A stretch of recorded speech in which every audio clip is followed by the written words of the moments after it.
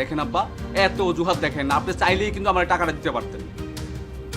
শুনেন, এই মাসে যা টাকা বেতন পাইছি সব টাকা শেষ হয়ে গেছে। এখন আমার হাতে কোনো টাকা নেই। সামনের মাসে বেতন পাইলে আপনার ওষুধের জন্য কিছু টাকা দিব। যান আপনি এখন।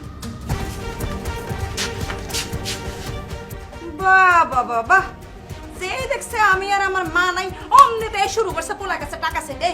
আপনার লজ্জা করে না পোলার কাছে যে হাত পাইতে টাকা চান? লজ্জা থাকলে তো করব, নাই তো শেষ। এটা কি কথা কোন বিয়ান সাহেব? আমি আমার ছেলের সাথে কি আমার প্রয়োজনীয় কোনো কথাও কইতে পারুম না? আমার ছেলেরে আপনি চাকরির জন্য কয়টা টাকা দিয়া কি কিনা ফেলছেন, নিজের বানায় ফেলছেন? দেখেন আব্বা, আপনি আমার আম্মাজানের সাথে এইভাবে ব্যবহার করবেন না। আপনি খুব ভালো করে জানেন, আপনার চাইতে আমার আম্মাজান আমার জন্য অনেক কিছু করছে। আপনার চাইতে আমার আম্মাজান আমার কাছে অনেক বড়। ও বাবা আরিফ, বাবা রে, আমার মাজার খুব ব্যথা হয়েছে। আমারে ওষুধ কিনতে হইব, পরে টাকা দিবি। দেখেন আব্বা, আমার যখন চাকরিটা হওয়ার কথা ছিল তখন তো আপনি আমার 1 টাকা দিয়ে সাহায্য করতে পারেন নাই। আমার শাশুড়ি মানে আমার আম্মা যান টাকা না দিলে তো আমার চাকরিটা হইতো না। ওই চাকরিটা হয়েছে বইলেই আজকে সংসারটা চালাইতাছি।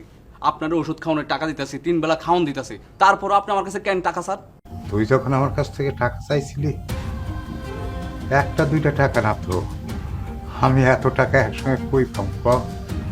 5 লাখ টাকা আমার পক্ষে দেওয়া কোনদিন সম্ভব ছিল? আর জমি জমা বিক্রি করে যদি দিতাম তাহলে তুই থাকতি কই ক? দেখেন আব্বা, এত অজুহাত দেখেন না, আপনি চাইলেই কিন্তু আমার টাকাটা দিতে পারতেন। শুনেন, এই মাসে যা টাকা বেতন পাইছি সব টাকা শেষ হয়ে গেছে। এখন আমার হাতে কোনো টাকা নেই। সামনের মাসে বেতন পাইলে আপনার ওষুধের জন্য কিছু টাকা দিব। যান আপনি এখন। বাহ বাহ বাহ বাহ, যে দেখছে আমি আর আমার মা নাই অমনিতে শুরু করছে পোলার কাছে টাকা চাইতে।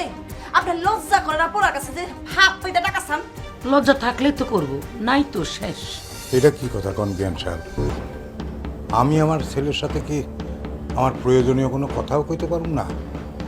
আমার ছেলেরে আপনি চাকরির জন্য কয়টা টাকা দিয়া কি কিনা ফেলছেন, নিজের বানায় ফেলছেন? দেখেন আব্বা, আপনি আমার আম্মাজানের সাথে এইভাবে ব্যবহার করবেন না। আপনি খুব ভালো করে জানেন, আপনার চাইতে আমার আম্মাজান আমার জন্য অনেক কিছু করছে। আপনার চাইতে আমার আম্মাজান আমার কাছে অনেক বড়। ঠিক আছে বাবা, আসলে আমারই ভুল হয়ে গেছে। আসলে বাবার চেয়ে শাশুড়ি বড়, এটা তো আমি বুঝতে পারি নাই। ঠিক আছে, আমি আর কোনো দিন তোরে আমি বাবার আবদার নিয়ে তোর কাছে আসবো না, কোনোদিনও না।